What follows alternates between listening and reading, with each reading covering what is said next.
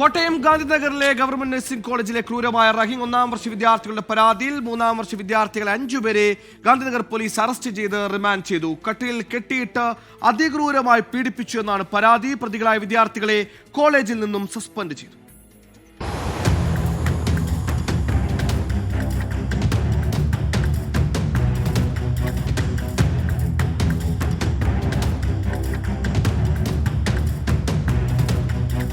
Kottayam Gandhinagar government nursing കോളേജിലെ ഒന്നാം വർഷ വിദ്യാർത്ഥികളായ 6 പേരാണ് ക്രൂരമായ റാഗിങ്ങിന് ഇരയായത്.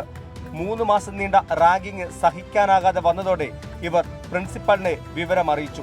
അന്വേഷണം നടത്തിയ പോലീസ് ക്രൂരപീഡനമാണെന്ന് പിന്നീട് കണ്ടെത്തി.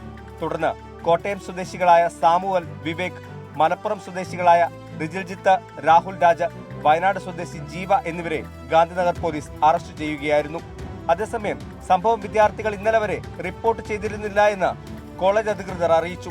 പരാതി ലഭിച്ച ഉടൻ 5 വിദ്യാർത്ഥികളെ സസ്പെൻഡ് ചെയ്തുവെന്നും മാനേജ്മെന്റ്. ദിവസവും തന്നെ റാഗിങ്ങിന്റെ എന്തെങ്കിലും വിഷയങ്ങളുണ്ടോ എന്ന് ക്ലാസ്സിൽ ദിവസവും ചോദിക്കുന്നുണ്ടായിരുന്നു. നാളിതുവരെ ഒന്നും റിപ്പോർട്ട് ചെയ്തിരുന്നില്ല. ഇന്നലെ രാവിലെ ആ ക്ലാസ്സിലെ ഒരു കുട്ടിയുടെ പേരന്റ്, അച്ഛൻ, ക്ലാസ് ടീച്ചറിനെ വിളിച്ചാണ് റിപ്പോർട്ട് ചെയ്തത്. കോളേജിൽ നിന്നും ഹോസ്റ്റലിൽ നിന്നും കുട്ടികൾക്ക് അന്വേഷണ വിധേയമായി ഇനി ഉള്ള നടപടി വരുന്നതുവരെയുള്ള സസ്പെൻഷനാണ് കോളേജിൽ നിന്ന് കൊടുത്തത്. പ്രതികൾക്കെതിരെ റാഗിംഗ് നിരോധന നിയമം ഭാരതീയ ന്യായ സംഹിതയിലെ 118, 308, 351 വകുപ്പുകളും ചുമത്തിയാണ് കേസെടുത്തിരിക്കുന്നത്. കോടതിയിൽ ഹാജരാക്കുന്ന പ്രതികളെ റിമാൻഡ് ചെയ്യും.